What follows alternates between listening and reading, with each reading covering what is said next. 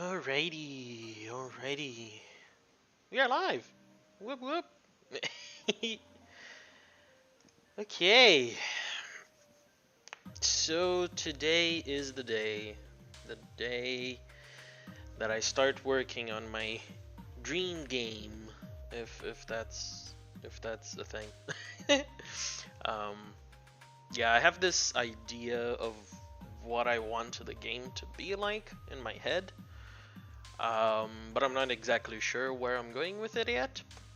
So that's why I created this little space on Notion so that I can put my ideas in somewhere and figure out where am I gonna go with this project today.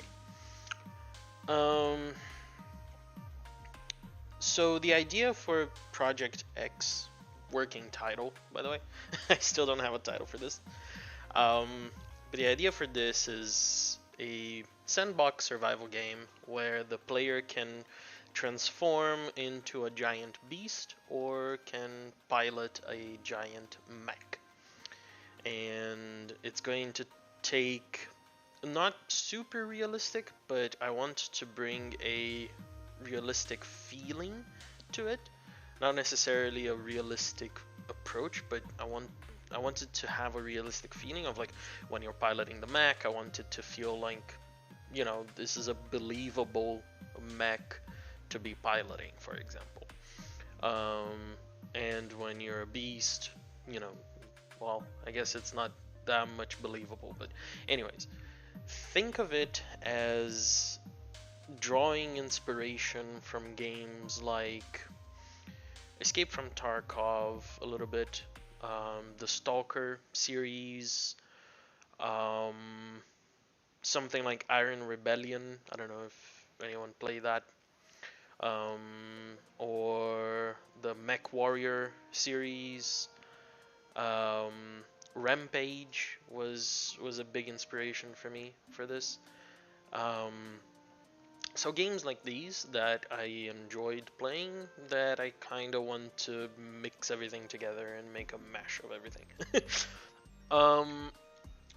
So yeah, that is the goal of Project X. Today marks the first day that I start working on this. We're gonna create the project and try to make a little prototype of a first-person character controller that hopefully we have enough time to make a third-person character controller as well, that we can switch between both. And that will be part of our first roadmap, or the first version of the game, where I want to have the first-person character controller, the third-person character controller, shooting mechanics for at least 2 different weapons, and some enemies with very basic AI that shoot back at the player. That is going to be our very first prototype slash goal slash version. So once we reach that point, then we're ready to go to the next step. But I feel like that's the main, the first achievement that I want to have with this project. We're gonna go iteratively on this project. Of course, you know, every version is gonna bring in new features and new stuff, and I'm gonna refine along the way. I also want the first version to not focus a lot on 3D modeling, but I also do want to have customized 3D models for things. I'm not sure if I'm gonna implement audio and advanced animations, that sort of thing, just yet.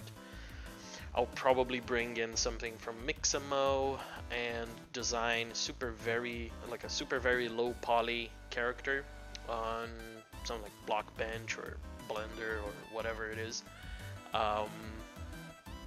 And from there, import it into Godot, put the player and the enemy with the same model, and do a couple animations or something like that, and do 2 guns for the modeling. I don't want it to be super advanced because I don't want to spend too much time in it, but I want it to be something that I can understand how the modeling tools work. So that is the first goal, the first prototype that I want to make. I can go a bit more into the game concept a little bit later, but for now, let's start a project on Godot.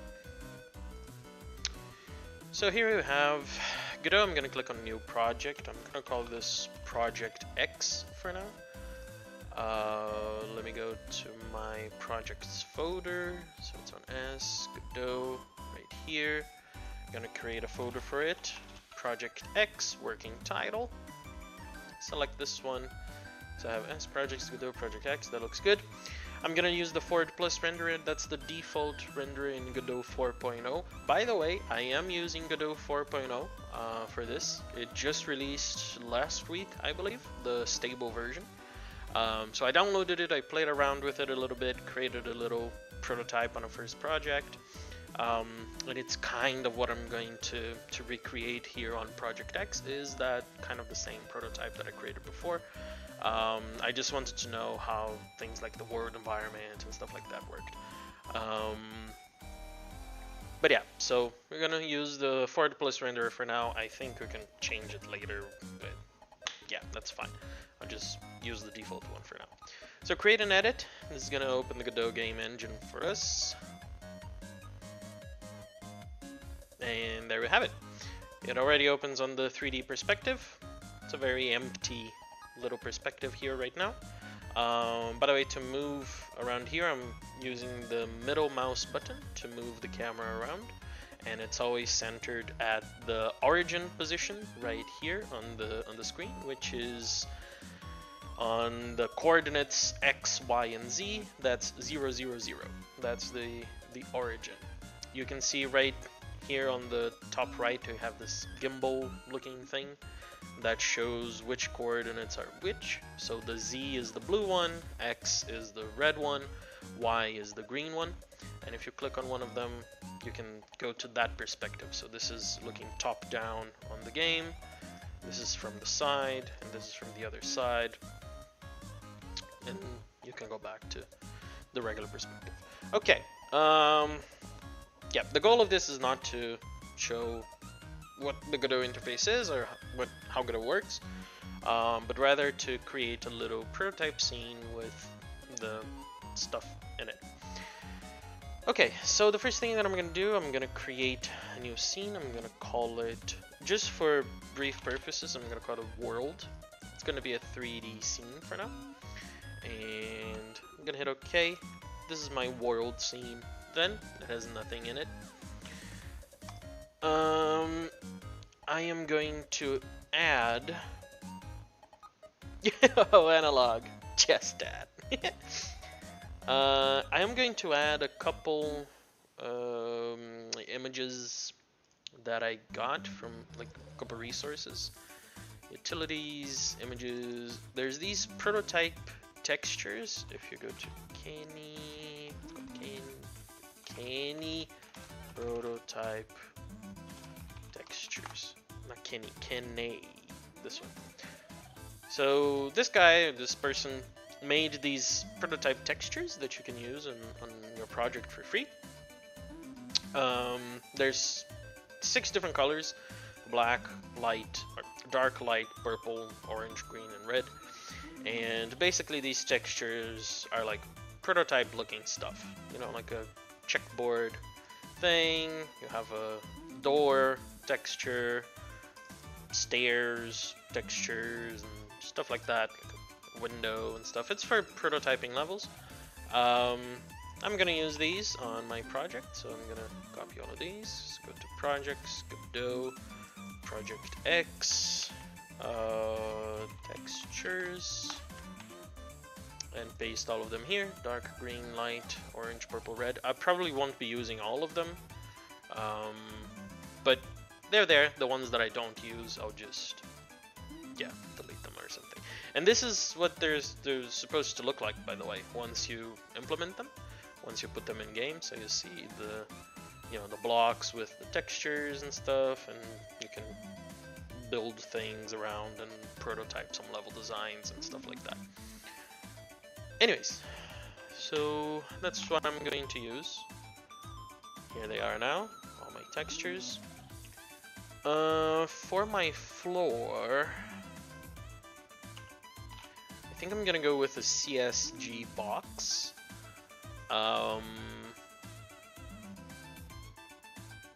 Actually, no. I'm gonna go with a regular plain mesh. It's a mesh instance. Actually, I'm gonna... Should I save it into a new scene? No, I won't do that for now. So it's gonna be a new mesh instance 3D. By the way, let me put it inside its own node. So if I click here and do Control A, by the way, it creates a new node. So I'm gonna call this node floor, and I'm gonna put my mesh instance inside the floor. This is gonna have a plain mesh. I'm gonna change it here, size 1000 by 1000. Whoa, that's a big mesh, huh? No subdivision, blah blah blah blah blah. All of that's fine. Okay. Actually, I do want to add a material. Here, let me create the materials then. So I'm gonna go to a new folder, materials, this materials folder. I'm gonna create a folder structure just like this one, but just with one for now. Let's do dark. In my dark, I'm gonna create a new resource. It's gonna be of material, standard material 3D. I'm gonna call it dark. Let's say dark regular. No, just dark. Dark dot tris. Actually, here I'm not gonna call it dark. Let me rename it to regular. Yeah, because I have right here I have this regular.png. If I double click on this, if it's not already open, I can open it on the inspector. I'm gonna change the albedo texture of it. I can just drag and drop the regular to here. So now it has the dark texture. I also need to go down here to UV1 and enable triplanar. I'll show the difference that this makes in a little bit. But now I can grab this and put it here on my mesh instance 3D. Wait.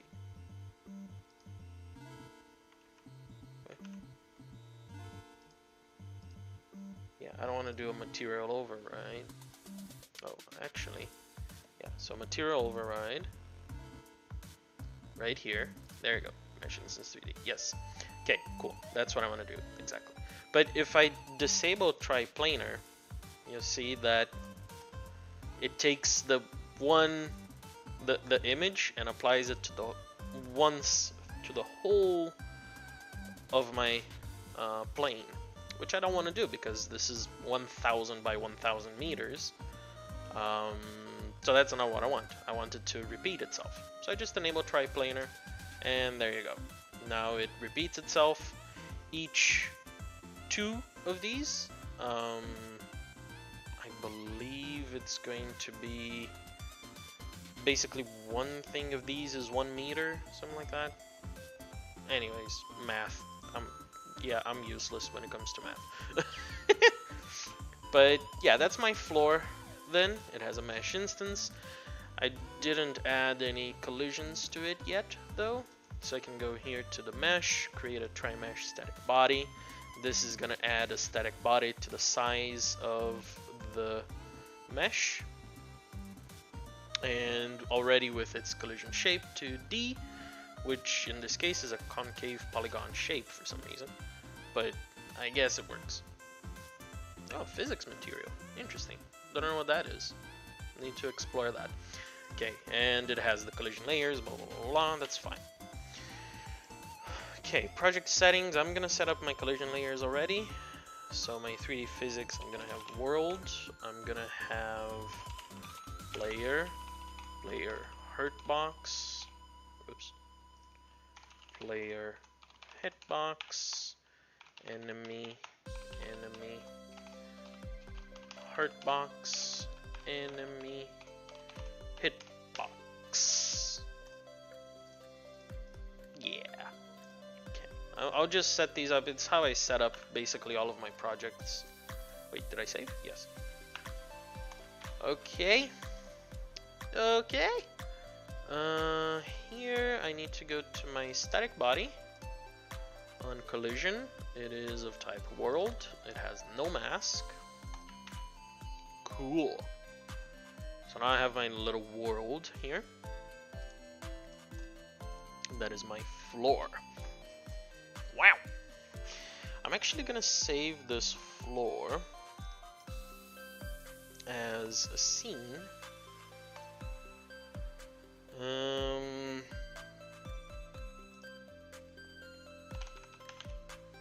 Create a common folder, and here I'm going to create a floor folder and save it as floor. Actually, no, I'll just put floor at the root. Delete common. I don't need it. Okay. Do that then. And that. There. Okay, now it works. Perfect. So now I have my little floor. What do I need to add next? Let's add the player. So let's create a folder, player. Yo, Casper, how's it going, my man? I'm gonna create a scene called player. It's going to be a 3D scene. Player.tcsn. Okay. This is my player. I'm gonna add a character body 3D. No problem, Casper. Have a safe trip home. Thanks for the lurk, appreciate it. My character body 3D needs a collision shape, right? Let's add a node 3D. I'm gonna call it armature. I have a little bit of OCD. I need everything to be capitalized. Actually, if I go here, I need to rename it to world, world, and floor. Okay, perfect. Now here I have my player, my character body 3D with my armature. Inside my armature, I'm gonna put a mesh instance 3D. I am gonna make this a capsule. Whoop. And the transform. The radius is 0.5 meters, the height is 2 meters. That's fine, I'm okay with that. I'm gonna create another material folder, light, new resource, standard material 3D, regular, light. Here, get my light texture, regular, drag it to the albedo texture, and then I go down to UV1, triplanar. Okay, cool. And then I can go back to my player, my mesh instance 3D, add, did I do a material or material override on the floor? I don't remember. Mesh, it's the material override. So let's do a material override then. I don't know what's the difference between material override and material. What happens in game if absolute float min value plus float max value divided by physics calculation time is faster than the speed of light?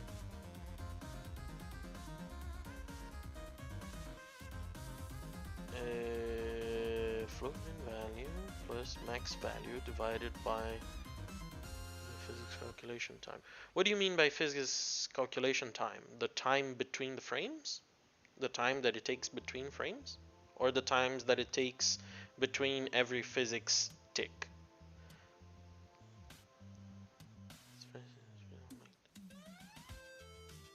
I don't know, my brain is confused, as you can probably tell. Do you create... I don't know, probably. I have no idea. I'm trying to look smart, I'm not.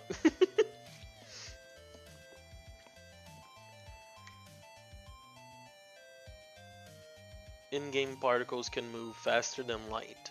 My nerd joke failed. I'm too stupid for your joke.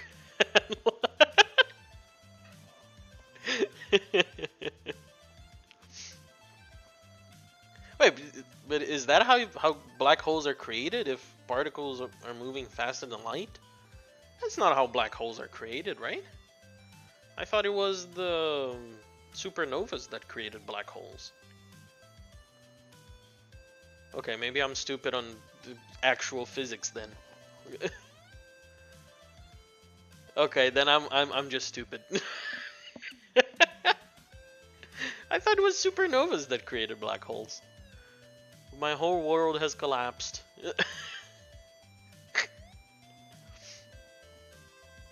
As we all know, black holes are created when civilization correctly divides by 0.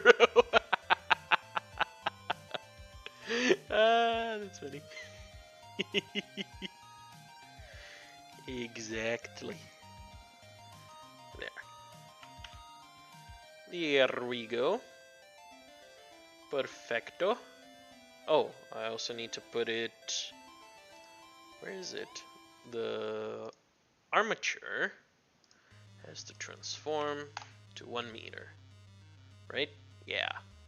Because my little pill thing is 2 meters high. So I need to put it 1 meter high so that it doesn't go under the floor.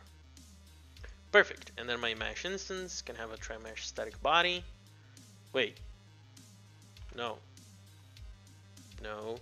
That's wrong. I need to go back here and do a collision shape 3D.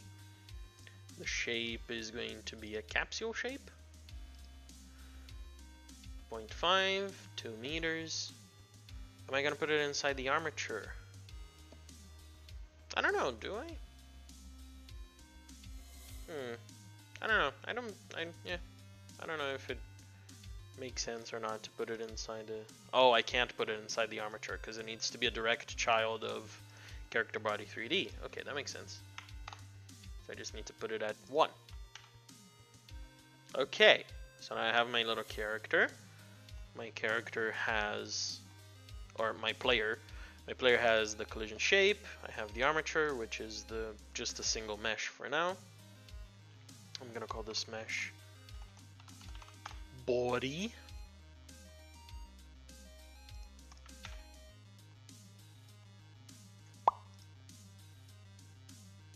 Actually, I don't even need an armature right now. Okay, I learned a new trick last week about cameras. There's a spring arm thing.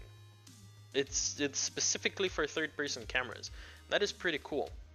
But right now I'm gonna start with a first-person camera though. So let me add a node 3D. This I'm gonna call head. And the head is going to be somewhere around here. That line there. That's the head. Okay. Let's see. Oh, also there.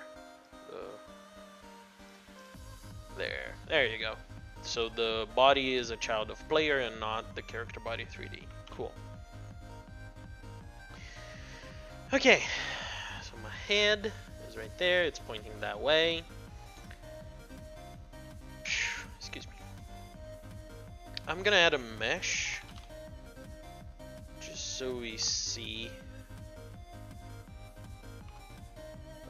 exactly where it is. Head. Wait. Rewrite. Go to 3D. I am gonna put a armature thing, because the armature is gonna be all the meshes.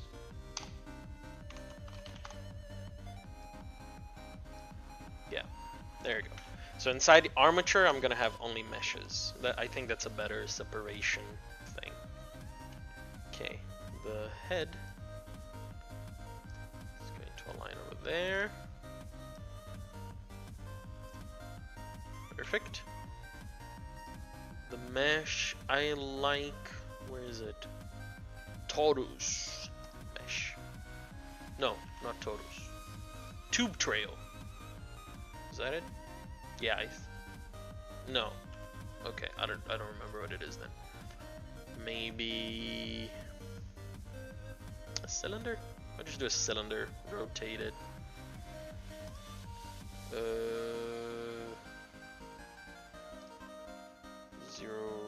Wait. No. That.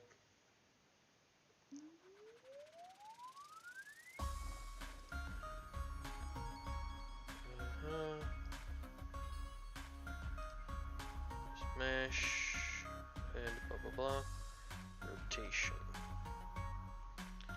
I'm gonna rotate it going this way, because I believe this way is north, right?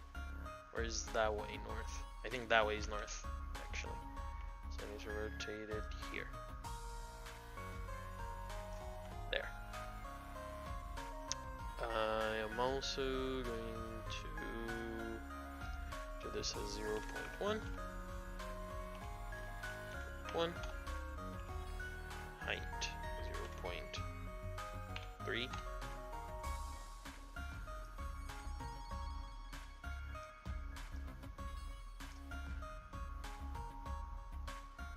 Now, can I stretch it somehow? No, I can't. Okay, I'm not gonna use this one then. Let's use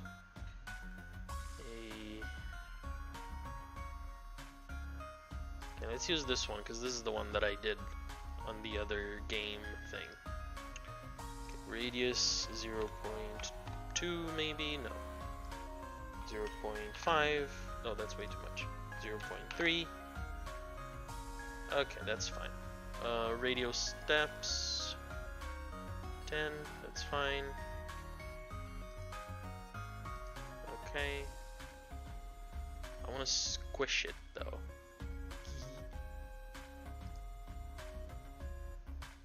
Oops. Yeah, that's fine. 0.5 because I like absolute numbers. Negative 1.5. There we go. Or not absolute, but rounded numbers. Okay. I'm not gonna do anything with scale. I should be able to do it here.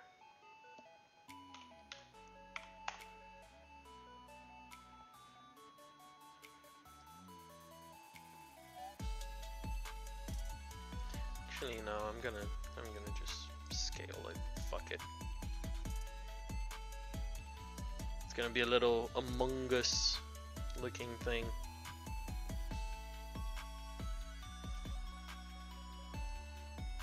It's like goggles or something.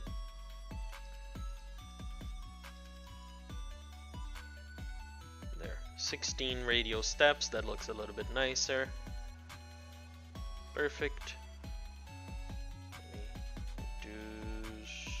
Size a little bit, move it like here.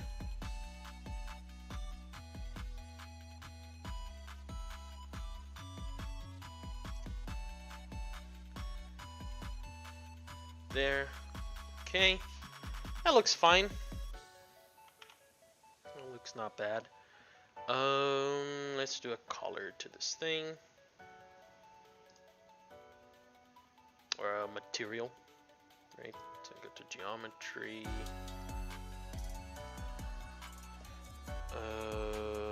dark and light.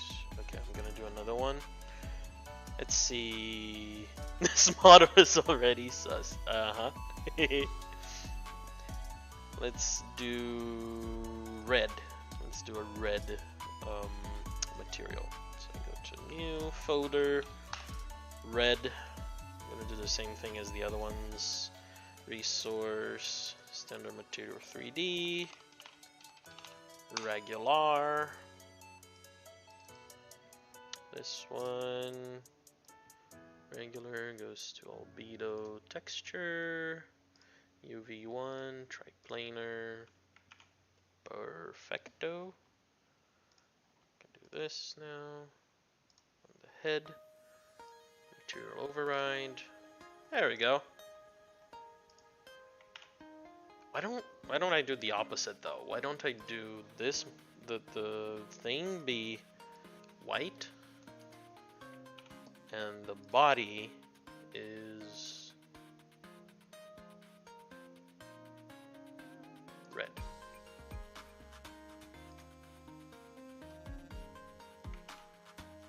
That looks way more sus. There you go. We looking sus now. Awesome. Perfecto.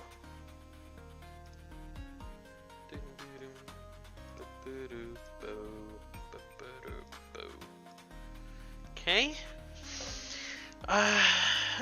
So inside the head, I'm gonna add a camera. Oh, why is it pointing that way? Should my thingy be on the other way then?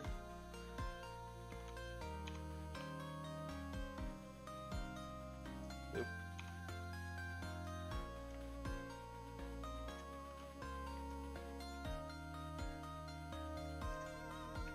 Okay, transform the X position, 0. The Z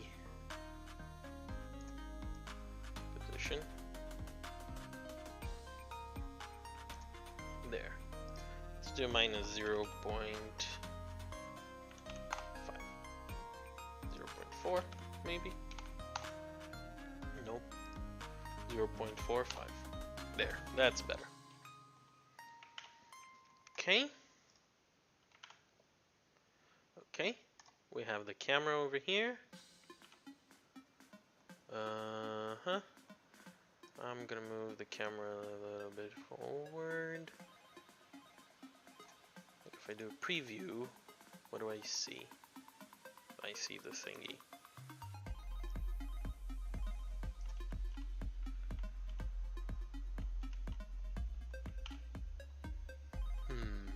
That's a coal mask.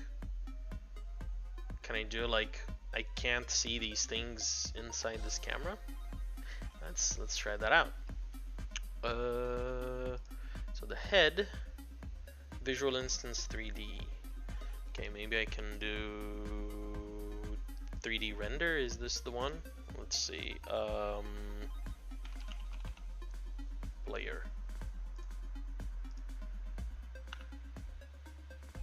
Aha.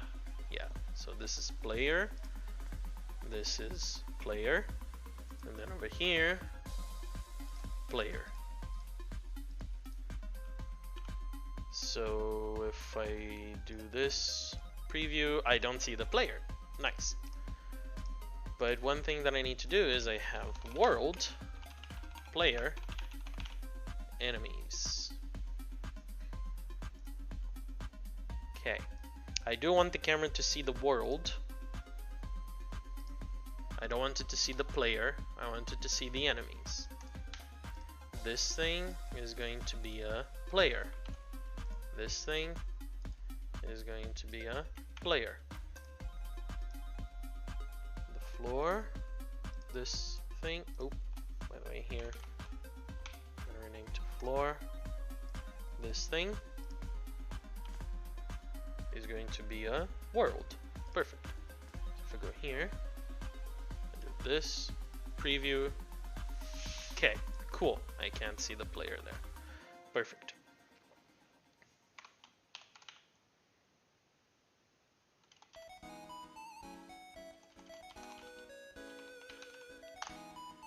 not first person. Oop. First person. There we go. Now we renamed it to first person camera. I am gonna do... I'll do that later. Okay, so the first person camera, blah blah blah. If we go to world, do this, select current. Okay, there's nothing here because the player is not here. I need to bring the player to the scene. Whoa, there he is. There's my 2-meter player. If I play the scene, I can see stuff. Perfect. Ooh, that's a good thing. I don't have a world environment set, so that's why everything is so dark and the sky is gray. If you look here, it's a thing, this thing. Toggle preview sunlight and toggle preview environment. That's what I'm seeing on the game scene. What I can do is I can bring these guys, the preview sun and the preview environment, I can bring them to the scene. And I have the world environment and the directional light 3D. And then if I play the scene, now I see the same thing that I was seeing in the preview. Perfect. I am gonna tinker around a little bit with the world environment just to add a little bit of thingies though. So I want to add volumetric fog just to kind of blur the edges there of the thingy, but I don't want it to be super dense. And the length I'm gonna put to 500. There you go.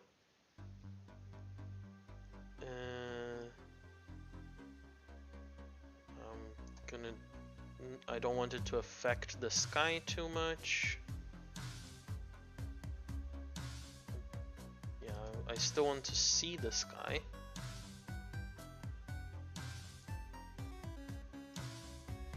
Yeah, that's a little bit better.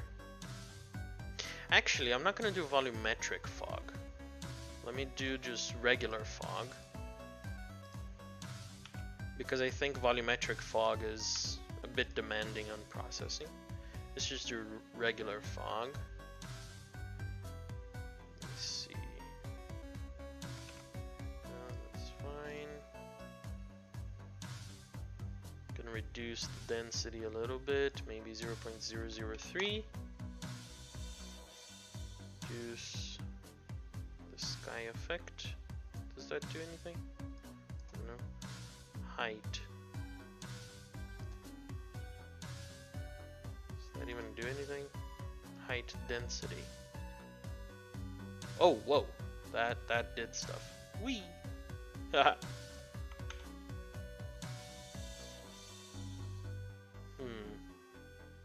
I don't know. I don't think fog is what I'm looking for.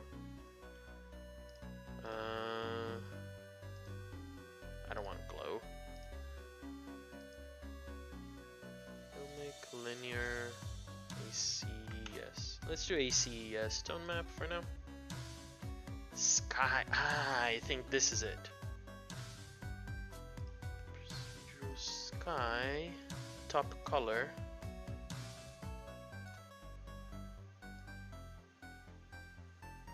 I need to be a little bit more blue.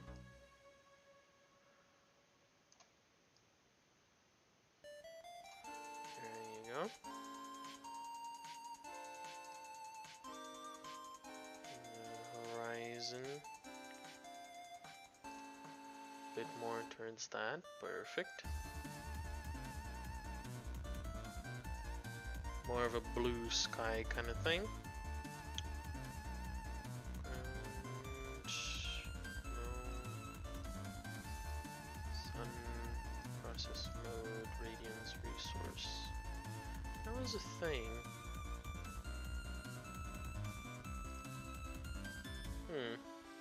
Use debanding.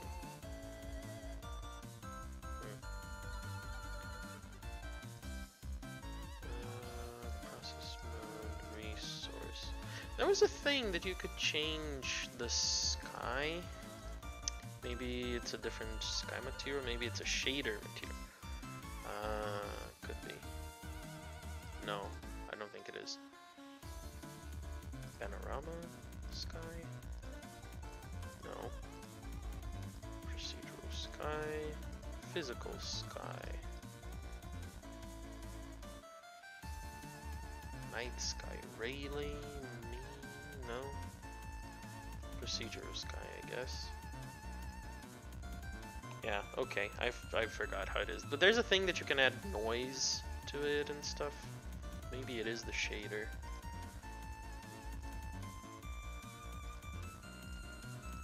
No, I don't know.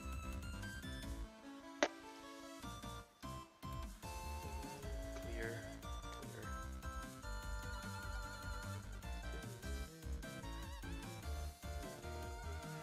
Let me delete these and do them again. I'll just do whatever is the regular one. They're just gonna change that.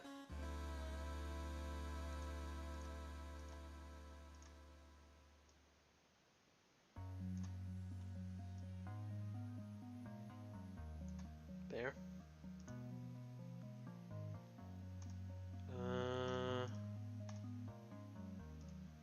Okay, add that environment, and I want the sun color to be a bit on the yellow side, but not too much. Like I want it to still kind of feel like it's white, but also not too much. Ah, no, I'll just leave it white, whatever. Okay. If I play, you can see my pretty little game. Perfect. Alright. Oh. I have the world environment, the directional light for the player. Let's look at the player.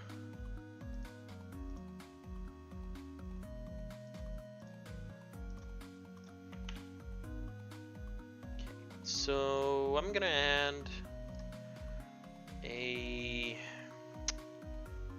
wanna do this in a component way, but I think I'm gonna do that later. For now, I'm just gonna do a script, regular script. So I'm gonna attach a script to the player. It's gonna be right here, player.gd. I am gonna be lazy and I'm gonna grab it from the project that I have. Shoot, the script is not attached to the player, it's attached to the character body 3D. Yeah, no, I made a doo-doo. Remove that. This can go away. There. It's attached to this guy. Oh, interesting. Okay, yeah, no, this I need to change it to character body 3D. And then the collision shape is going to be here. And then this guy, go away.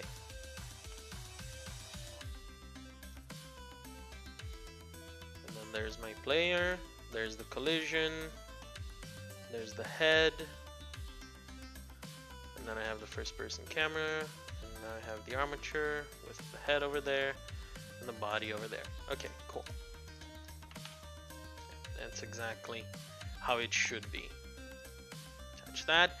And now, this is where it gets interesting on Godot 4.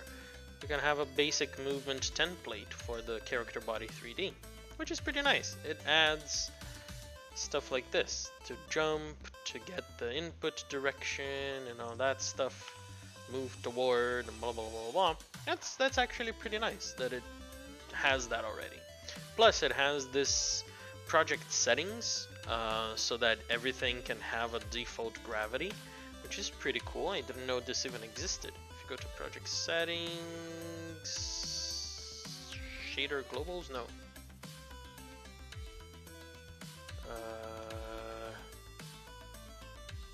where is it? Common? No. 3D. 3D. Physics 3D, you have the default gravity, 9.8, and the default gravity vector is -1 on the y-axis. So that's where, instead of having to send vector 3 dot down to, for example, the move and slide thing, you just set what is your gravity, and then you just do move and slide. It's already gonna be able to detect the is on floor and is on wall based on that. So that's pretty cool. I like that. I am going to export the speed, and I'm also going to export the jump strength. I don't need comments.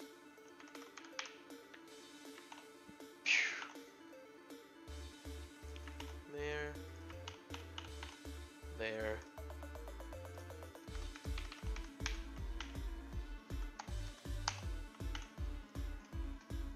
I also need to go to the project and add my input maps. So my action of move forward, move backward, move left, move right, jump. And I'm gonna do a quit action just to make it a bit easier after, but you'll see. So move forward is gonna be W. Move backward is gonna be S. Move left is gonna be A. Move right is gonna be D. Jump is gonna be space. And quit is gonna be escape. I think the input map on Godot 4 works a lot better than on 3.5. Just mapping the inputs is a lot faster. I like it. This is jump. UI left is going to be move left, move right, move forward, move backward. Okay. If I go here to my other thingy, I have here the thingies. I do have a state machine on this thing. I spent like hours creating this state machine. Turns out it's just way more complex for what I need right now. I'll just do it later and at one point. Yeah, the movement is basically the what's on the other one already, on the default thingy here already, so that's fine. This gets the vector based on those things. The direction is based on the transform bases. I think my direction should be different. I don't know. But yeah, we'll see. Velocity.x. Also, the character body 3D, it already handles velocity for us. So it has a velocity vector already on it. So we don't need to declare it, which is pretty cool. So I'm gonna do the type declarations, just in case.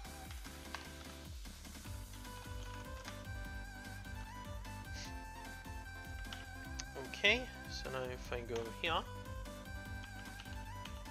I can move forward, to the side. Whee! Perfect. Alright, so that is my movement thing. I am gonna do one thing. Func get input. It's basically going to be this. I'm not gonna change velocity directly.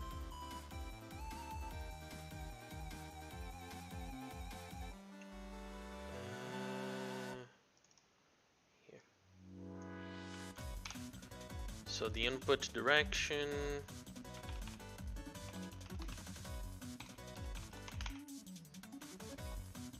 Let's do the input. V direction, just to make sure it's a vector. This is going to return a vector 3.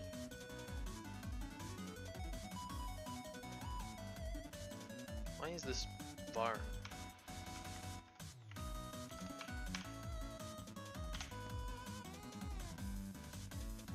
Wait, I messed something up here. There you go.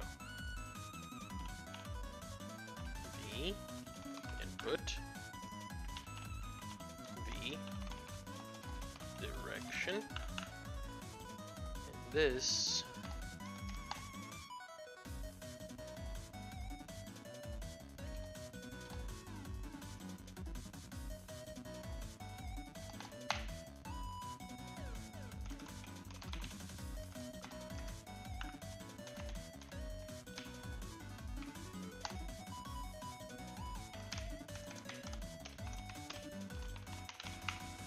there.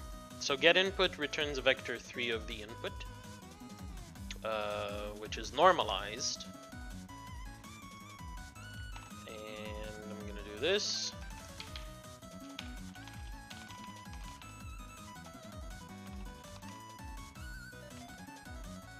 Direction.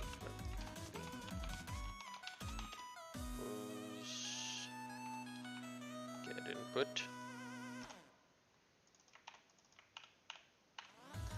V direction. I change the velocity and move towards the velocity. Or move velocity towards 0.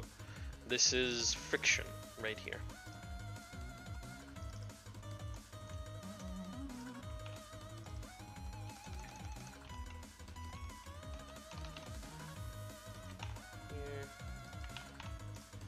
This shouldn't be speed, this should be acceleration.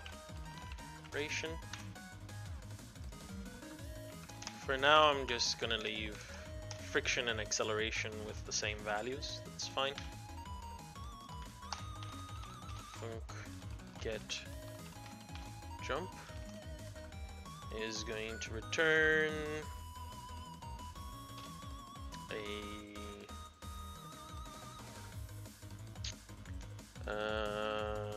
what is it? Y is Y a float? I think it's a float, right?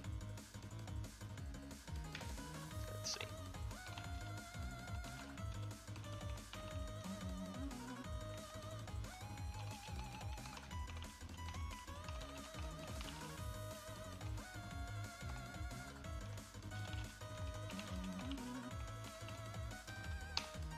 Actually, I don't mind for. No, I'll do it. Never mind. Func get jump.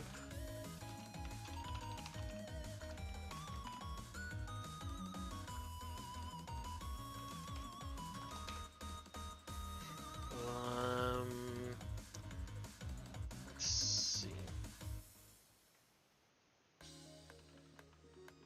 I'm overthinking this. I start over-engineering things. I need to stop that.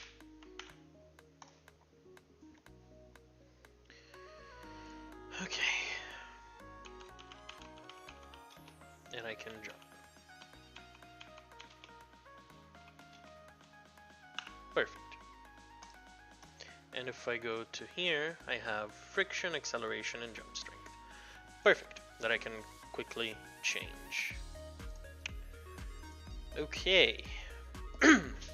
Now let me do mouse stuff. Again, I'm gonna cheat and look on my other project on how to do it. That's basically how my programming is, just copying things from other places. Here it's gonna be towards this. at export var mouse acceleration 0.002.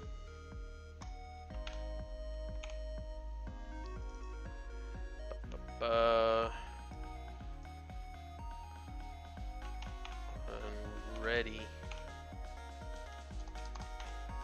I should do input mouse mode captured, blah blah blah. And this is what I should do on unhandled input.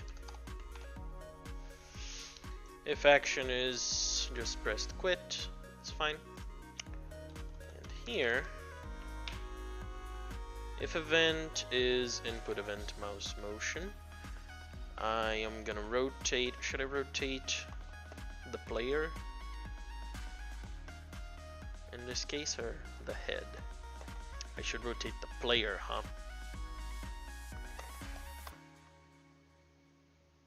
Yeah, I should rotate the player. Let me do something. I might need to do two types of players, the first person and the third person. I don't know. We'll see how things go. But I have this camera 3D here. Player. I am gonna do. It's basically gonna be this, right? Ready var player equals $player, right?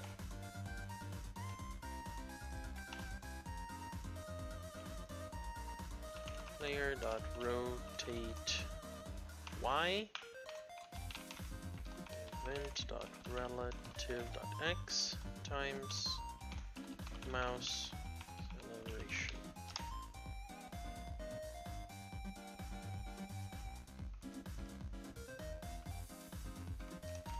I'm also gonna do, I'm not gonna rotate the player, I need a camera pivot.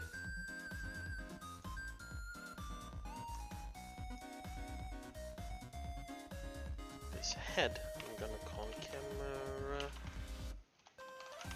pivot.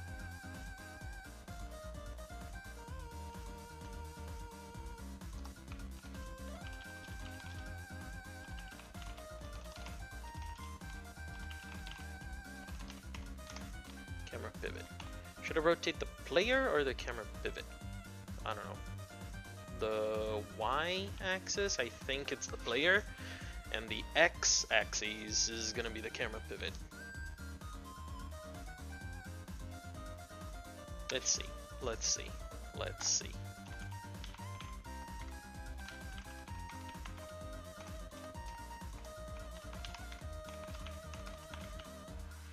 Y times mouse acceleration.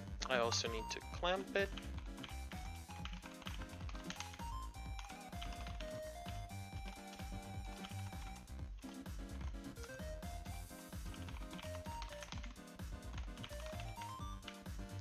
X minus pi divided by 4 pi over 4.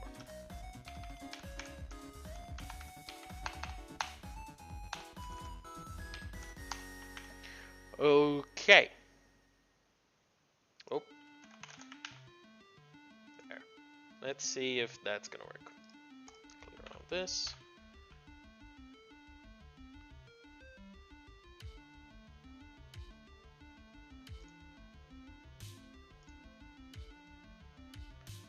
It didn't work.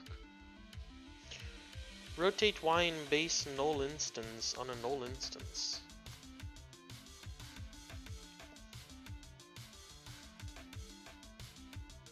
So this is a null instance? Oh.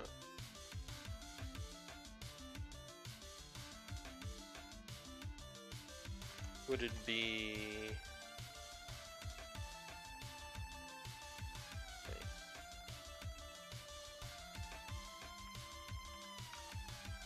Oh.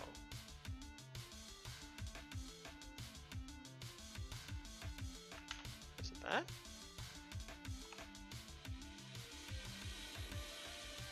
Whoa. There. Okay. Rotate. Rotate.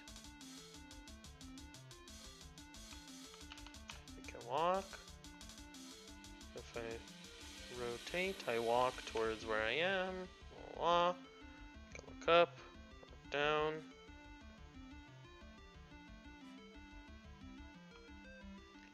Okay.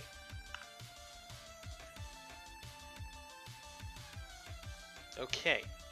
I'm curious to see though, what will happen if I change the camera position. Because that's my next thing, right? Go here. Shoot, where is it? I put it on YouTube. Bruno 83. This guy. I'm going to my own thing. Create project, first person character controls. Okay, that's done, I think. So now make a camera switch between first and third person. Okay. So if I go here, I have my little first person controller. I move around. And now I want to be able to press C and go to third person camera.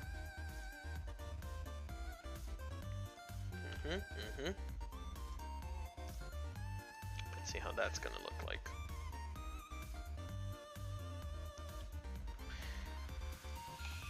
Should I use the same pivot here, for example?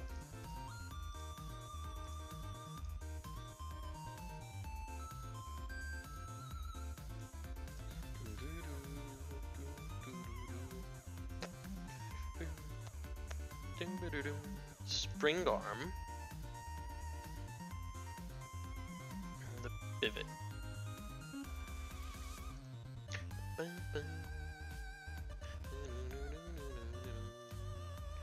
Yeah, because the logic is going to be a little bit different if I'm first person or third person. In first person, I want to rotate the whole player. I'll do that in third person too. I'll rotate the whole player. And then I'll do the camera pivot too. Okay, let's try the same camera pivot. Let's add a spring arm 3D. And add another camera. Right? Yeah, so this one is third person. This one is first person. How do I check which one is current? Is this?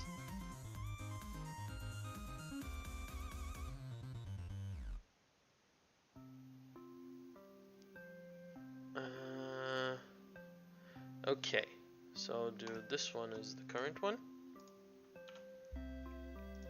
Here, my spring arm. Forgot where the spring arm is supposed to be. Yeah, the spring arm is what moves to the side.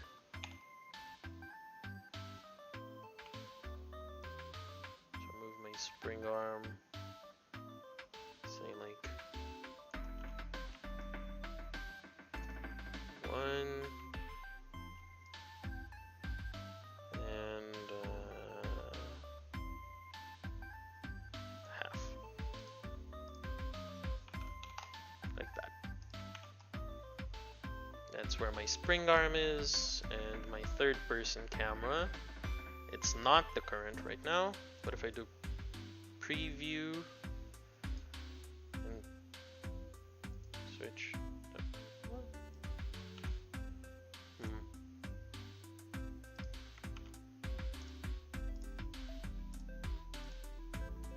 This or this.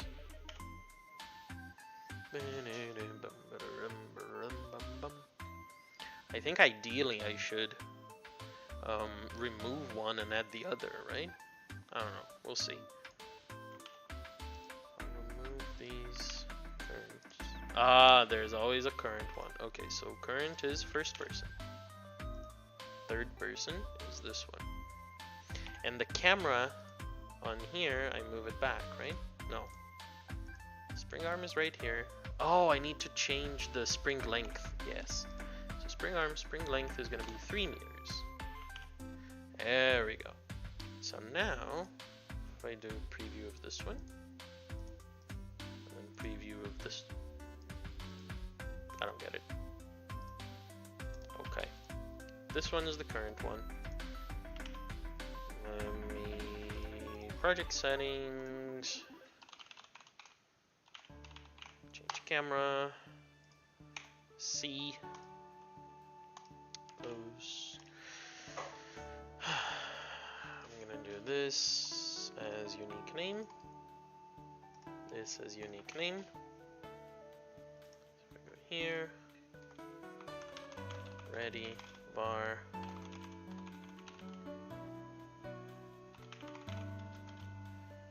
Dollar. First.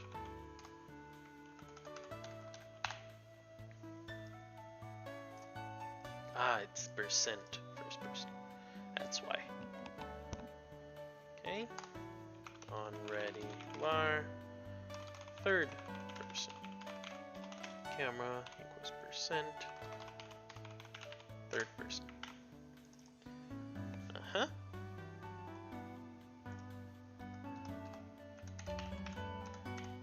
If is action just pressed, change camera.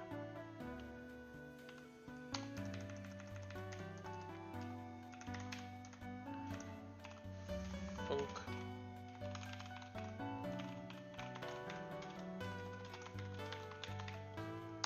Wait. I'm gonna pass for now.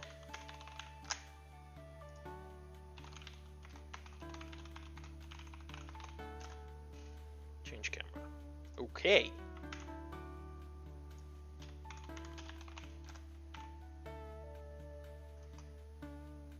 So here, I'm gonna do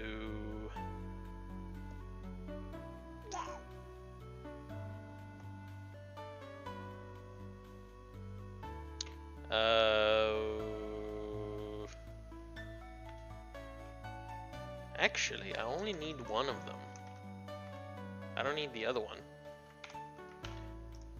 Because look at this. If I do first person camera dot na dot make current, or no.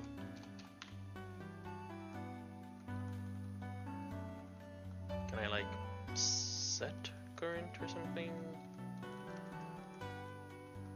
Hide, look at, rotate, show, translate, update, gizmos, duplicate, create, dream, blah blah blah blah blah blah blah blah blah blah. Okay. Make current. Okay. So that's not what I want. So I need to do if current, then I'll do third person camera dot make current, else current dot make current.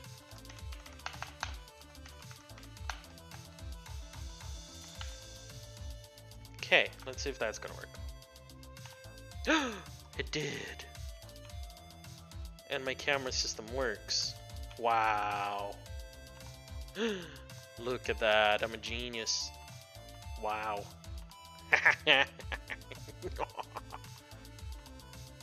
Whoa!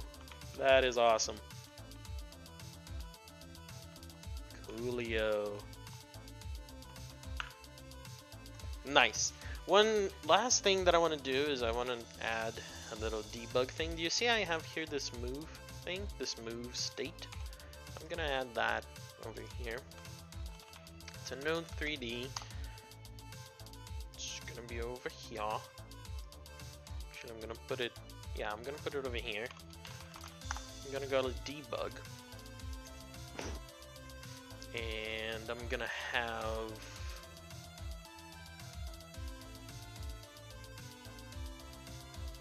let's see, move state. I'm gonna have a label 3D. This label 3D is gonna be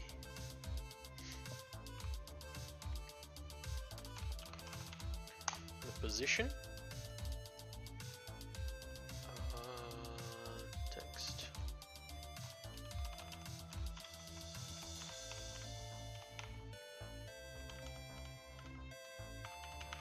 Something like that, for example. Debug, I'm gonna bring it up.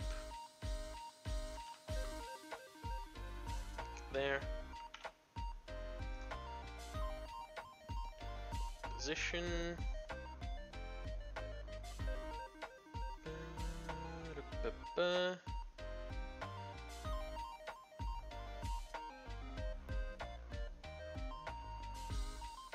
Oh, interesting. No, yeah. If I'm on first person camera, I need to be able to see it too, huh?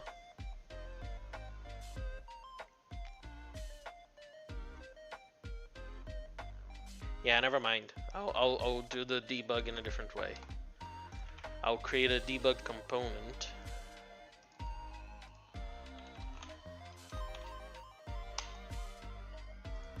Actually, let's make it a scene, I think. It's gonna be user interface. I'm gonna call it debug. And inside here,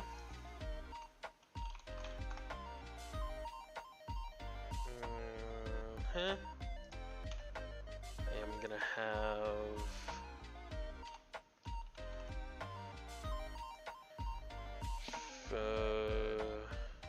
center flow grid.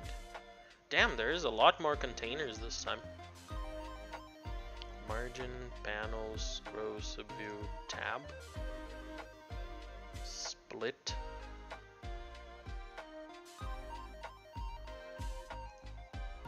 Grid. Let's see what's the grid like.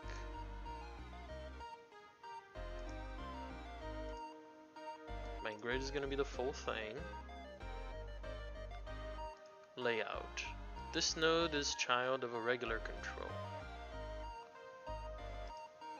Use anchors and the rectangle for positioning. Columns 2, 3, 4. Layout direction, left to right. Custom minimum size. Clip contents. Transform, size, position, rotation, scale, pivot, localization. Auto translate. Oh, that's fancy. Tooltip, focus, mouse, ignore.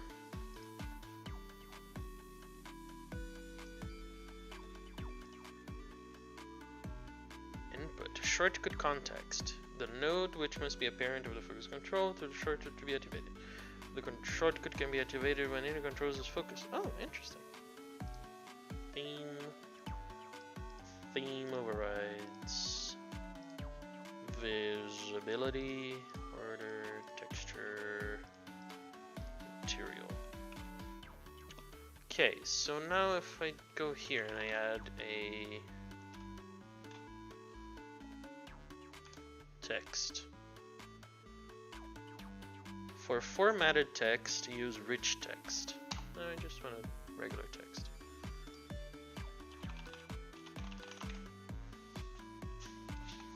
Debug info.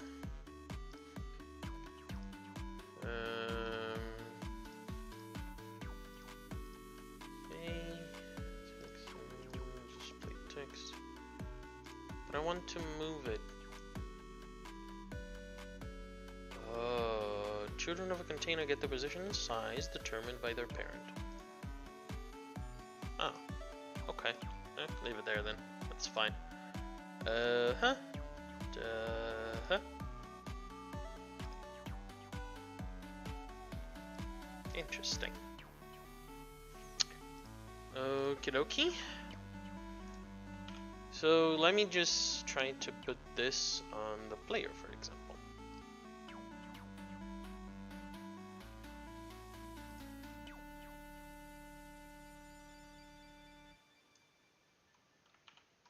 If I do that, and then I run, there's debug info, and my mouse stopped working, of course. Because of that, I think. Yep. Okay. Perfect. So, debug info. The debug scene, I'm actually gonna add a script to it.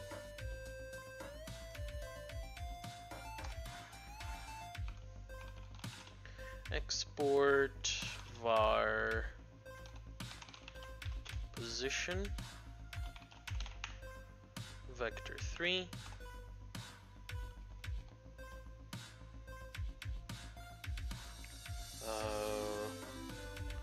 I don't know then. Export var. Yo, Newbert! How's it going, man? Freaking notifications, man.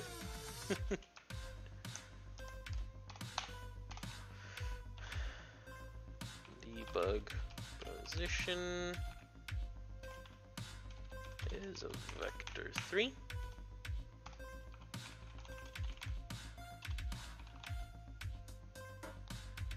Debug direction, or not direction, debug rotation is also a vector3.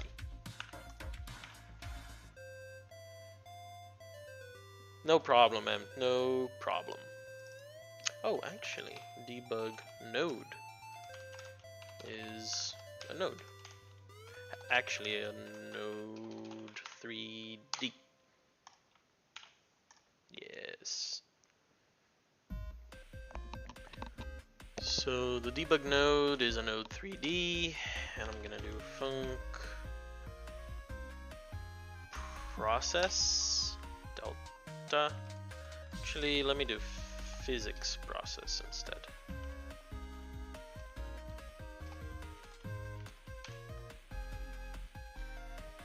Bean Machine V2. Yes, that's what we have, Casper.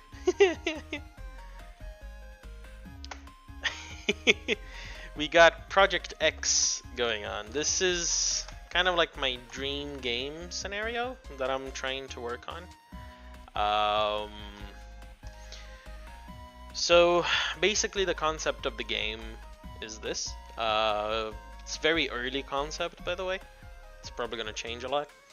But I want to make a survival game-ish, where the player can choose between two different factions, the Scrappers and the Mutants.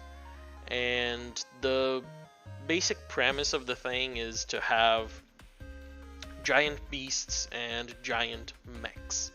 Kind of like a Pacific Rim kind of style, you know, the kaijus and the Jaegers. So that's the idea.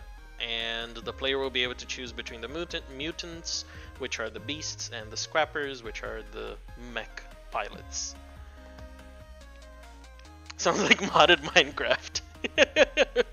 It could be. But yeah, I want to make it in kind of like a realistic feel, not necessarily a realistic look, because I'm not an artist. So yeah, that's the concept of it. I'm using Godot 4, by the way, since they released it last week. And here I can show you guys what the concept kind of inspiration is for the Scrappers and the Mutants, by the way. So the Scrappers, they are basically the humans that learned how to do cybernetic implants, so something like cyberpunk, you know, where you have your arm is robotic, your eyes are robotic, and all that shit. So they're like very smart mechanical engineers, basically, and they can build their own robots and mechs in order to do stuff for them, like, I don't know, gather stuff, survive, or whatever, and all of that shit. So you're also gonna have a base of operations, but yeah, basically this is the reference image that I have for the scrappers, and this is the reference image that I have for mechs, just something like that, not exactly that, but something like that. By the way, this is not only going to be like useful for combat, but they could also transport like heavy cargo, for example. You know, if you see a mech that is deactivated in the world and it's really heavy, you can have your own mech to like bring it back home and disassemble it into pieces that you can use on your own mech. That's the idea, at least. Glub is still there. He's he's still part of the project. White bean, yellow nose, purple gun, red bullet man. Yeah, he still exists, but this one I have it as a white bean. Oh wait, no, it's this one. Here, he's a red bean, white face, no gun, and no bullet man right now. So yeah, you have the mechs, and the base of operations of the scrappers is going to be basically like a hangar that you can see all of your mechs and robots and stuff that you can customize. And the same way with the mutants, they're gene editors, so they don't have like implants, but they, for example, they kind of look like beasts, you know. So the mutant is going to like, you're going to look like a anthropomorphized wolf, or you know, something like that, a gorilla or whatever. The same way that the scrappers have the mechs, the mutants have the beast mode, which is very heavily inspired on Rampage. This is actually from the Rampage movie, this giant beast crocodile thing. And their base of operations is going to be basically like a bunch of tanks that you do the DNA editing on those tanks, you know, like. So yeah, that's the idea, at least. I have other thoughts and ideas that I want to add to it, and I have defined a few roadmaps / versions that I want to have of this game, and that's what I'm going to be working towards in these live streams. So yeah, today we're working on the first and third person perspective with the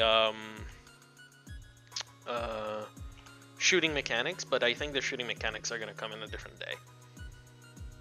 Flub. The furry survived the end of the world. Yep. It is kind of complicated to explain, and I don't have like the short version of it yet. It's still a very raw idea in my head. I know where I want to go, but I'm also kind of like still refining everything. And of course, right now all I have is a bean that looks like an Among Us character, a very sus bean. So of course it will evolve, and maybe I'll get rid of stuff, add more stuff. We'll see where it goes. But yeah, the idea is that I want to work on an actual, like, kind of like a project instead of a bunch of different clones of other stuff, you know? In the beginning, there was Flub, who would evolve into Cyberpunk 2077 mixed with furries.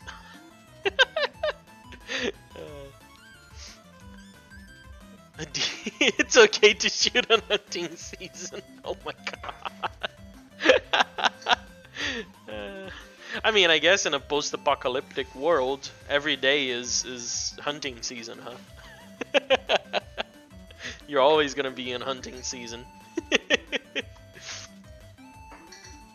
Where was I? Debug, yes. So under here, I don't actually care about the physics process, it's just the process. I'm gonna do this guy. I'm gonna do that. On ready var label equals percent label. Label dot text. Actually, I'll add more than one label. This is gonna be the title, which is gonna be debug info. Another label. Can I put it under? This one is gonna be position, and then a rotation. So position,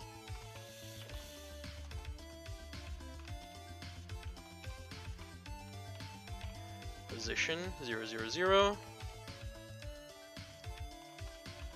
rotation 0, 0, 0. Casper only in the southern US, it's okay.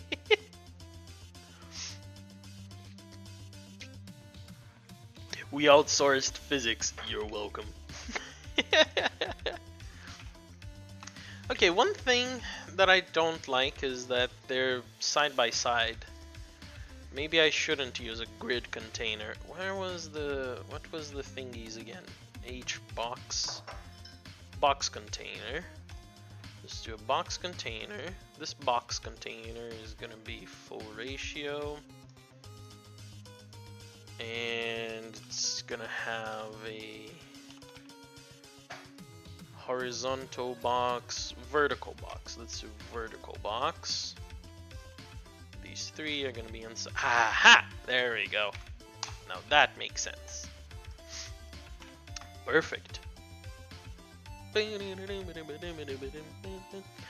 Talk to American guy. Belgium was a state of Europe. I mean, technically, you know, the countries of Europe are just states if you compare it to like the United States, you know. Like the countries of the EU, they're all under the same parliament thing. I don't know how politics here work, but anyways, just ignore me if I'm wrong. It's scrapped or be crapped. That's funny.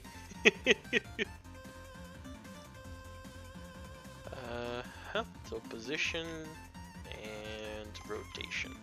That's all I want for now, at least. So position and rotation.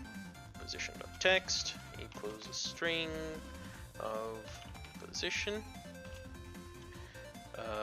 Debug node dot global position dot x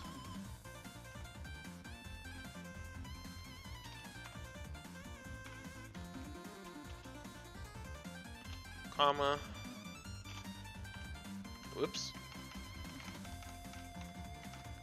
debug node global position dot y x y z, comma, z, and then that. Sheesh, that's big. Can I do this?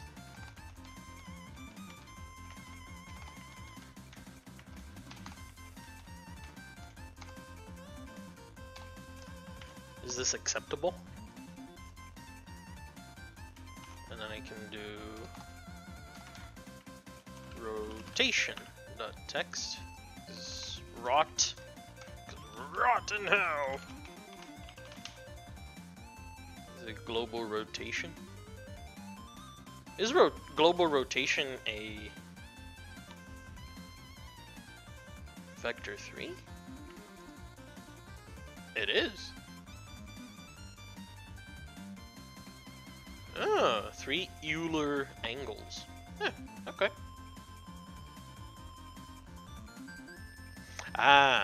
Let's do global rotation degrees instead.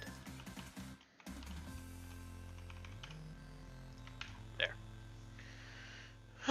Apparently the nuance is also lost. Yeah.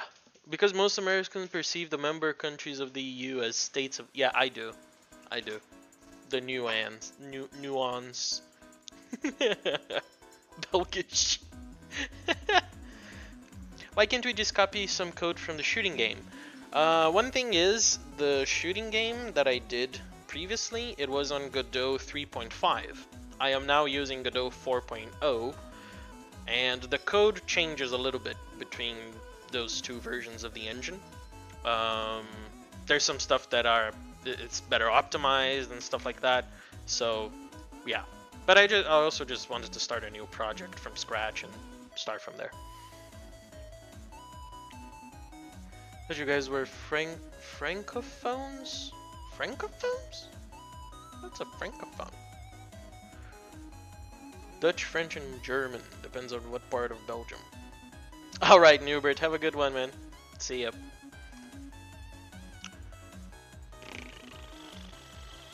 Okay. I think this should be it then for the debug thing.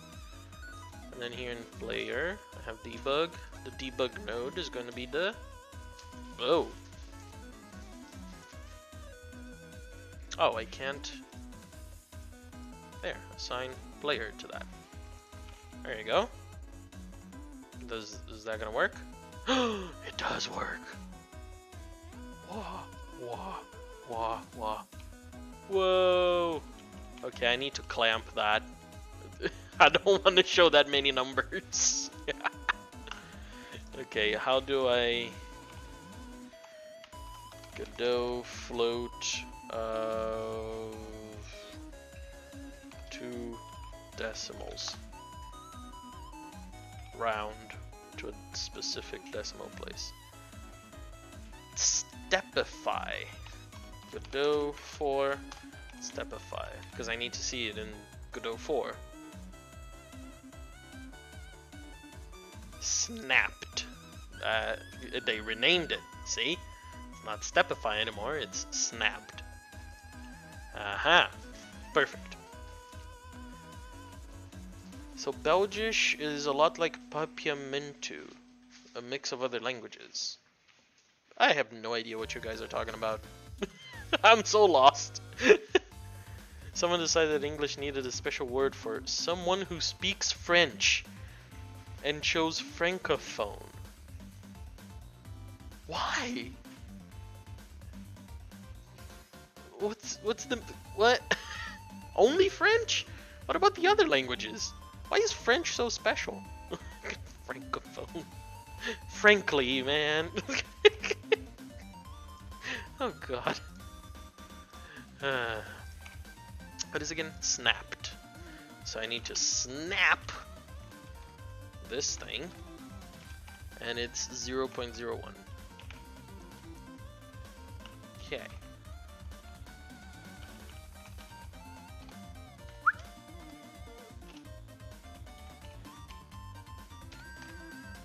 There. By the way, Godot 4, we have multi-line editing now. Look at that, I'm writing this stuff 3 times. Ah, it's so much faster, so much nicer. Okay, there we go. Wee, wee, wee. The only thing is the rotation, because I don't rotate the player. Maybe I should rotate the player then, huh? What if I rotate the player instead of the camera pivot? Let's do that. What happens then? Whoa! Okay. Whoa. Okay. I don't think that's that's what I. What? Oh my god. Oh, this is so disorienting. If you go up and down, it's actually Okay, never mind. Oh god. Okay.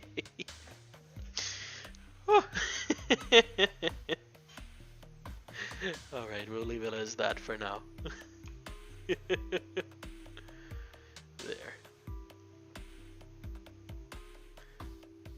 Okay. That's fine.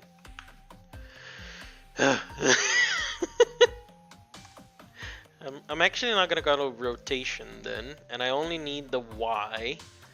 So what should I call it? Direction, I guess. Let's see. Direction. Direction. And I'm only gonna have the Y.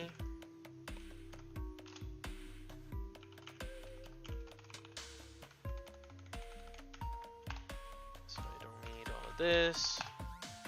Their direction is snapped of all of that. The position I'm still gonna use.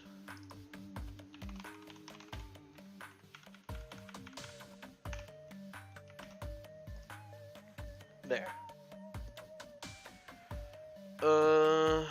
Northern half Dutch, borders to the Netherlands. Southern half, borders to France.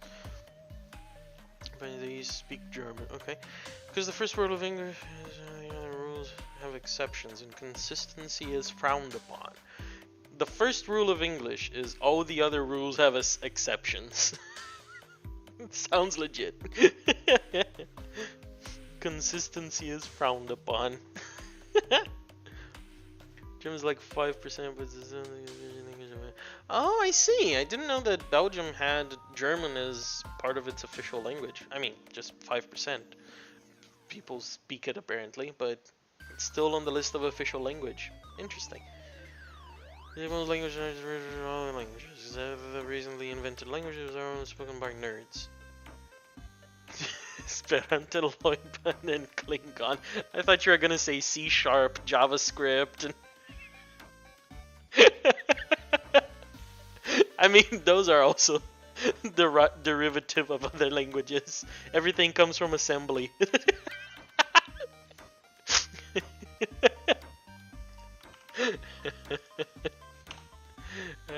Don't mind me, I'm stupid.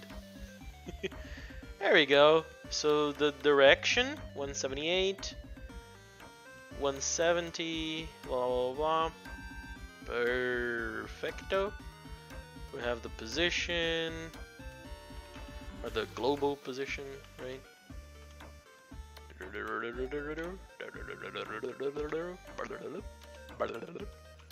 Okay, that's a little debug information over there.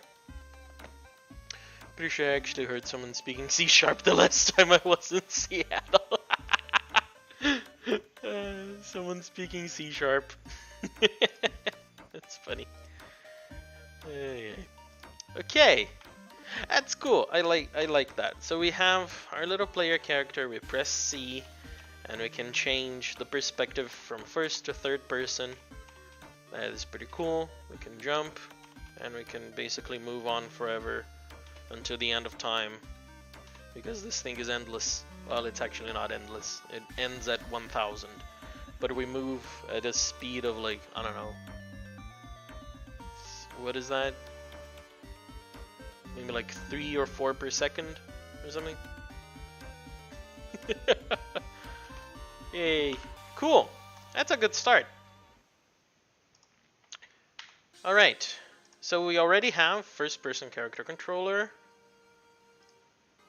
We already have third person character controller. Now we need shooting mechanics with at least 2 different weapons. Enemies with very basic AI that shoots back at the player. I don't know what I'm gonna do first, but I think I'm gonna do that on the next time. I think for now we have a good start, good starting point of the little prototype. And yeah, this is nice. It's actually fun.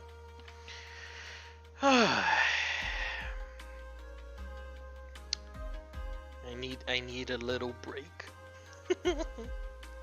How much time have we been streaming for? Almost 2 hours. That's fine. Can't wait for the emote system. Freaking Fortnite and the animations. Oh, actually, there's one more thing that we can try to do today. Let's open up Blockbench and try to do a little model, a little generic character model. So let's see, generic model, create new model, file name, generic, I don't know, character, model identifier, character, confirm. I actually kind of forgot how to do Blockbench.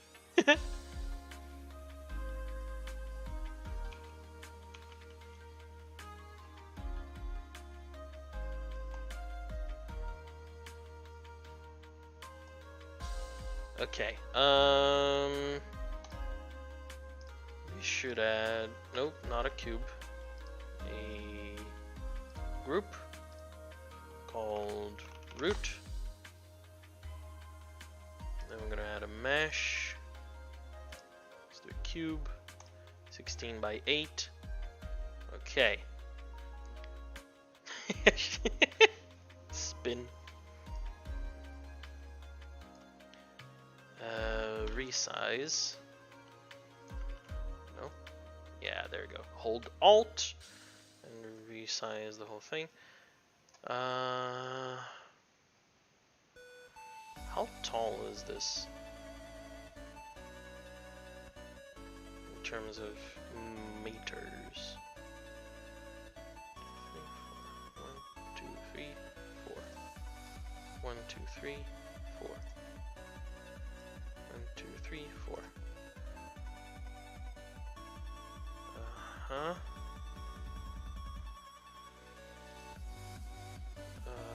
I'm confused. Why did Karen press Ctrl Alt Delete? She wanted the task manager. Bring me your manager. Hey, what's up? How's it going, man?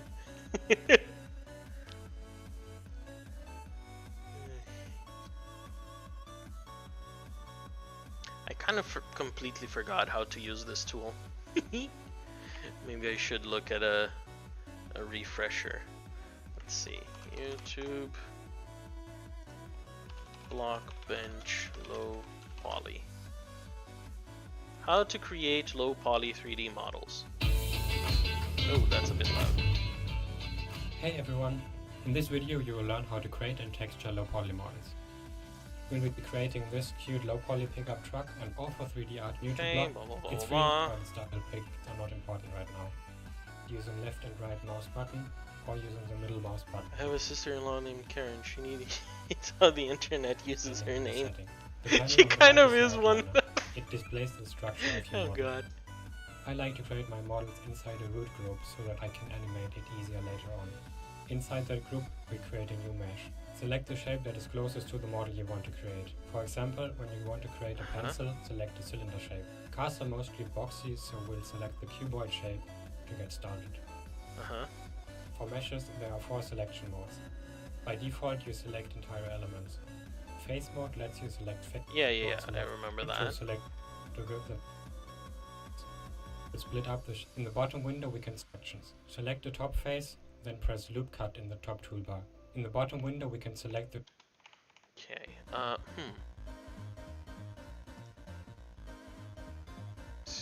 Scale. Trying to order food with no tomatoes in an Italian restaurant. Oh my god. Really?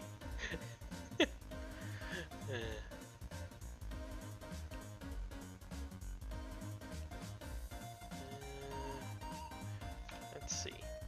Is there a different mesh that I can... Is there a cylinder? Cylinder. Diameter. 16. Height. 8. 8 what? Oh, Jesus.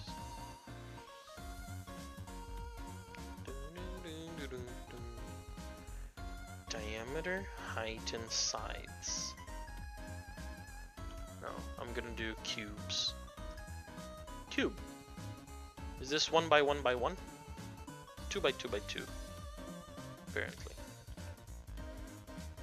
Yeah, 2 by 2 by 2. Okay, so I can do a cube. And then I can duplicate it, do another cube. Move both of them, like right here. Wait, actually no, not duplicate, I'll... Oh, shit. What am I doing? No, go back. Edit. Resize.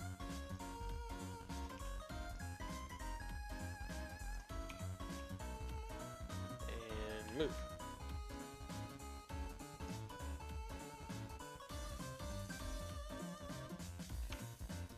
This is the foot.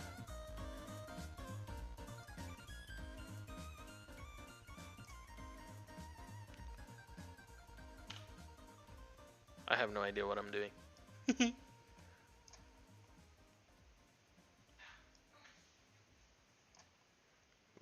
There's the foot.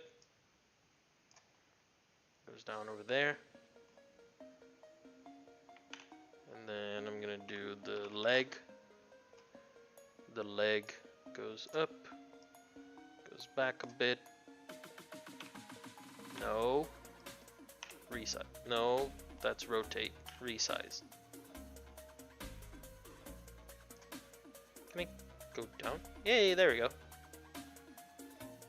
Oh, okay. Maybe I should do this with the foot then. And then the leg. Ordering a cheeseburger without the cheese in the burger. Remaining the Japanese style of communal cooking, commonly called the hibachi grill. She got mad at the chef because they chopped her steak up. But isn't that how they do it? They chop it with scissors, right?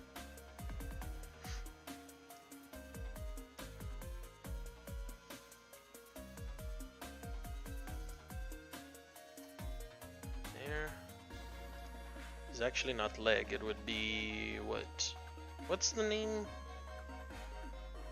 It's the thighs and the shins?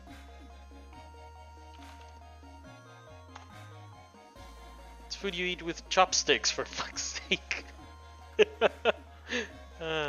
Goodness sake, Karen. Then this is the thigh.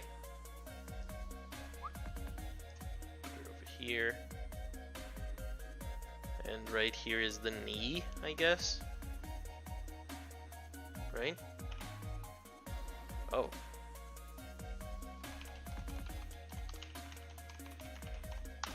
I'm also gonna rename it low poly character.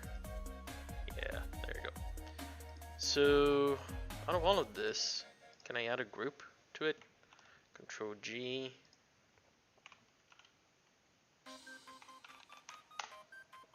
Not L left, L left leg. And then whoops. Another group. Called torso. Torso's gonna have a cube. Cube's gonna go over here. Over here. Resize it. Over there. 1, 2. 1, 2. And 1, 2. How tall is this one? 1, 2, 3, 4, 5, 6. Just to, yeah. There we go.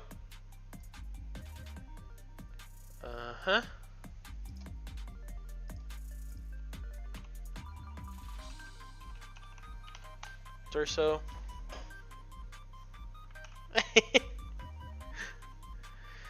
Okay, and then I'm gonna do the left arm, which is gonna be a cube. I'm gonna move it up here. Look at me doing 3D modeling. It looks disgusting. He looks horrible. But oh well, hey, it's my first one. It's gonna be 1, 2, 3, 4, 5. Let's do 6. Actually, I need 2 things on the arm, so it's gonna be 1, 2, 3. And then this is gonna be what? The bicep? Right? And then I duplicate it, move it again. This is gonna be, oh, shit. Bicep, duplicate it, move it. And this is the arm. Okay. I have a 3D printed bonsai tree. The leaves are gardoid infill pattern with no walls or top bottom layers. Now I need to trim it like a real tree. Wait, what the heck is a gardoid infill pattern? Gardoid infill. It looks like there aren't any great matches for your search.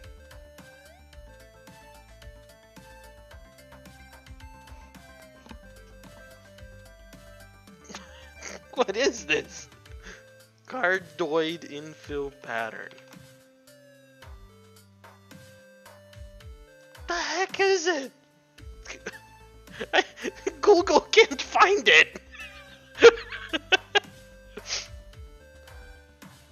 Cardoid. Oh, typo? Oh. You guys are freaking trolling me. Oh, this looks complex. Oh, it's a microphone. Oh, okay. Gotcha. The pattern, the infill is printed. The infill then is the filament, right? Of the printer. Is it this? Like a honeycomb thing?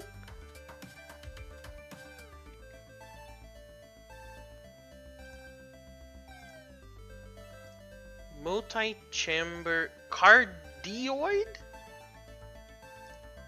Dielectric. Different internal structures of 3D printed dielectric. What? Lattice infill pattern. Oh my god. These things are so complicated. Yes, graphs are complicated to me. Yes, I'm aware. Video games require a lot of graphs. I'm screwed.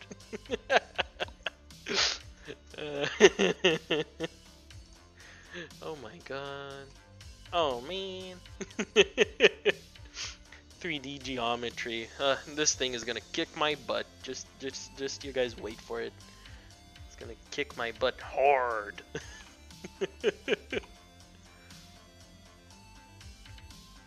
And then I'm gonna do a little hand. Just gonna be like here and there. That's my hand. Actually, is my forearm the same size as my biceps? I don't know. It is now. Blocked. Your link got blocked.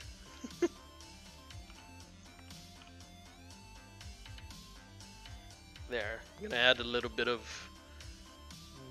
width to my little guy.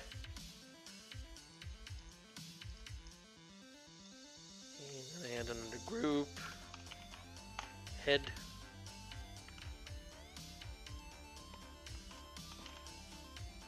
Shit. Head. V to move.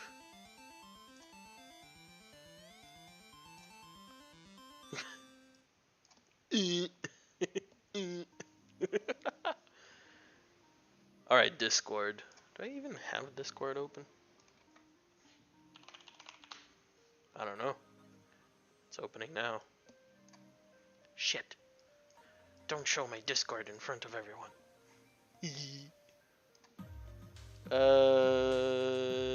Discord, Massup. Thingiverse. Hold up. Trimmable bonsai. deny. Fuck you, cookies. Oh my, that looks pretty.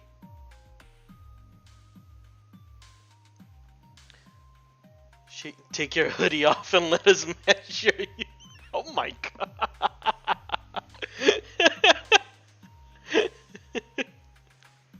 This looks pretty. This bonsai tree with... This kind of looks like ramen.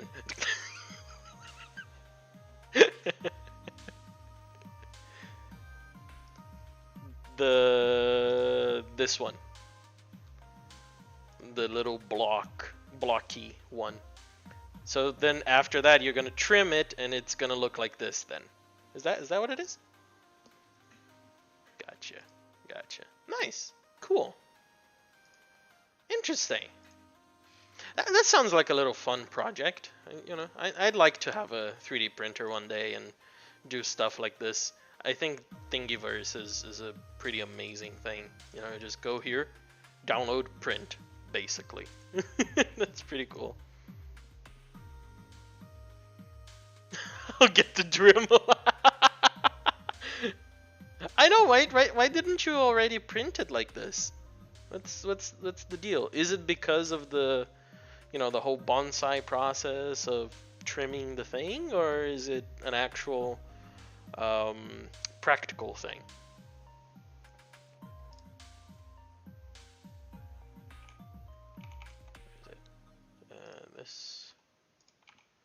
This thing here, my little guy. Oh, that's a big head.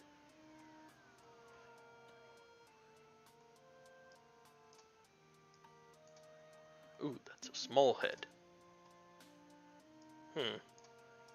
Maybe I'll just have a big head then. There. And now, through the magic... What are these? This. If I do Control D, and then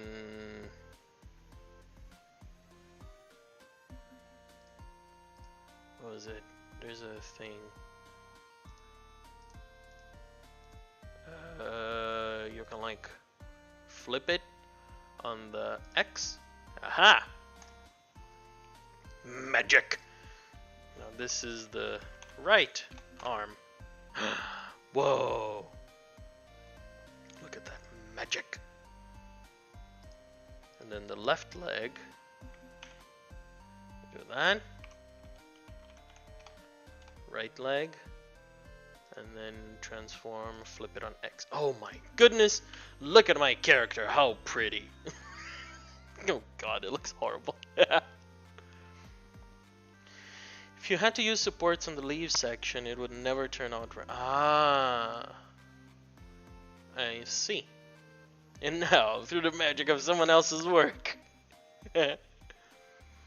printing it flat gives it a personal touch, never the same results. Gotcha. I see. That makes sense. That makes sense.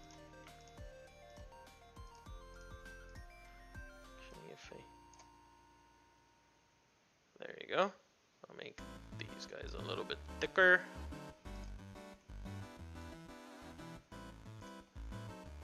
No. What if I did this? Big head. Now it's looking like Minecraft. Look at that. Ding ding ding ding ding ding ding ding ding.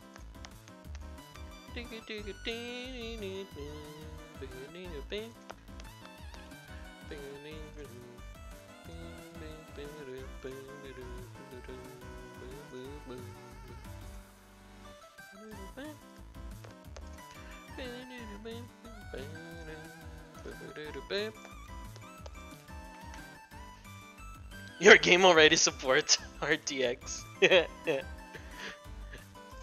It's not RTX, but it does have a, where is it? It's called, go here, this thing, SDFGI. Signed Distance Field Global Illumination. turn it on. It's not RTX, of course. It's not the same as RTX, but it is global illumination.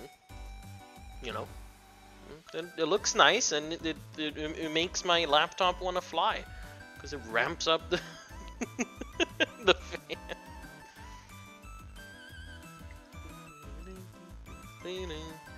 Big head mode. Big head mode. That's funny.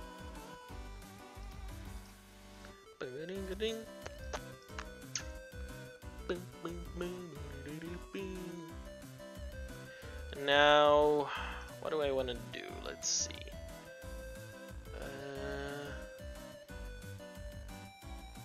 Where's the select? How can I? What?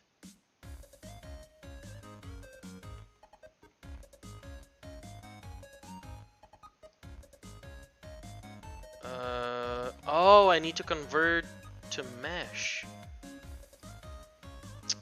Shit. So this, and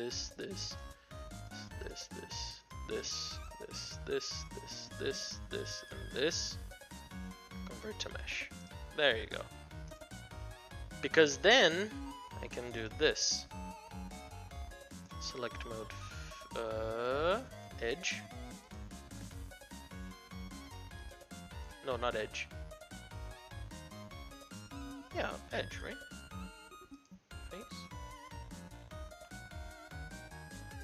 Yeah, edge. This one.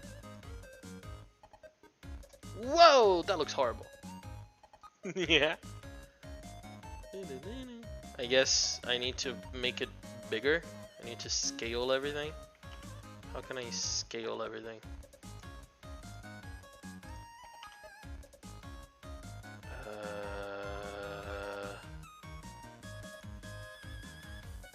Transform, scale.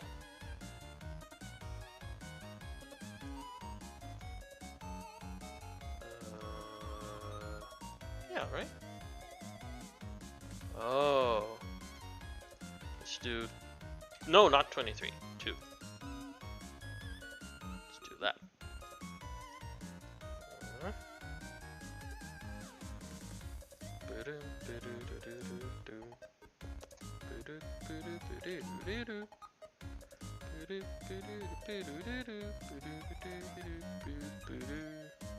Why is it... Oh, there you go. Now it's good. How can I get out of ugh. God damn it. Go back. I can't go out of this. Orthogonal view. Orthogonal view. How do I get out of it? View. View mode. Preview. How do I? God damn it.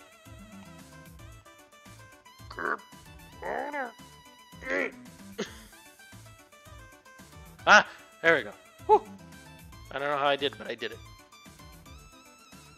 So now if I do this, I go edge. Come on, select the freaking edge. This guy. I can do something like that. Cool. So if I do this edge.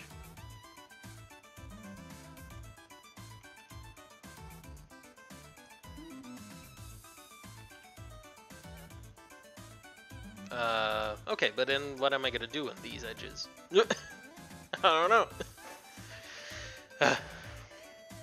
That's what she said. If I do this.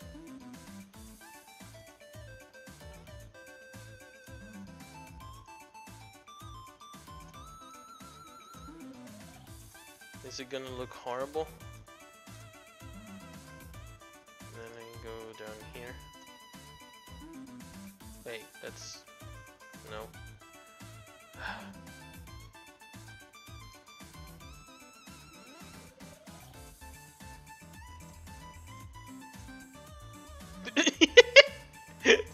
Oh my god, that is so funny.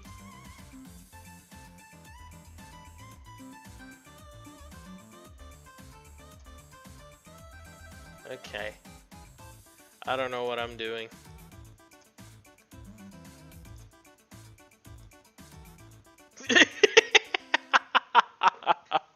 Oh, that looks so weird. No, there you go.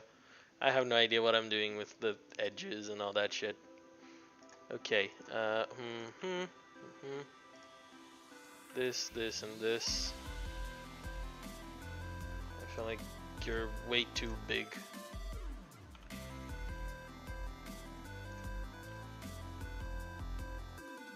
I don't know. I'll leave it like this. The giant arms.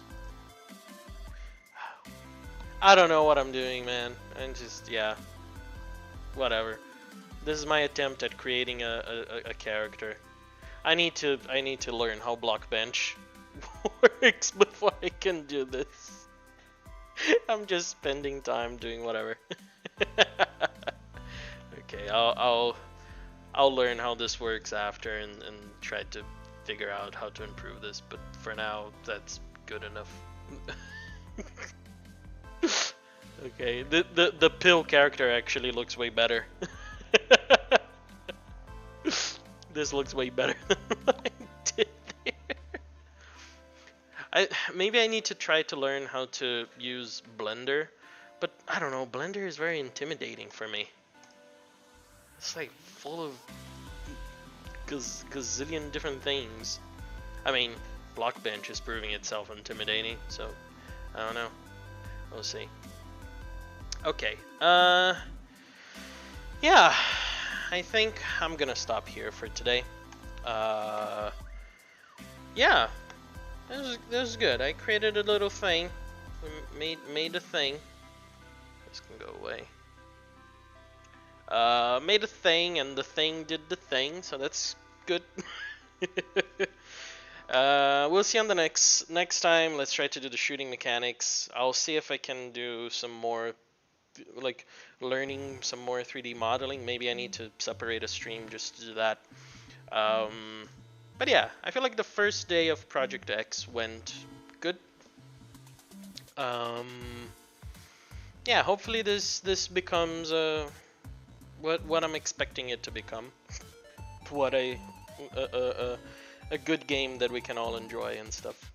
So yeah, thank you guys for staying with me today, for watching, all your support and stuff. I hope you guys have a good day, good evening, good night, good rest of your day, and I'll see you guys on the next one. Thank you so much. Ciao, ciao. Bye.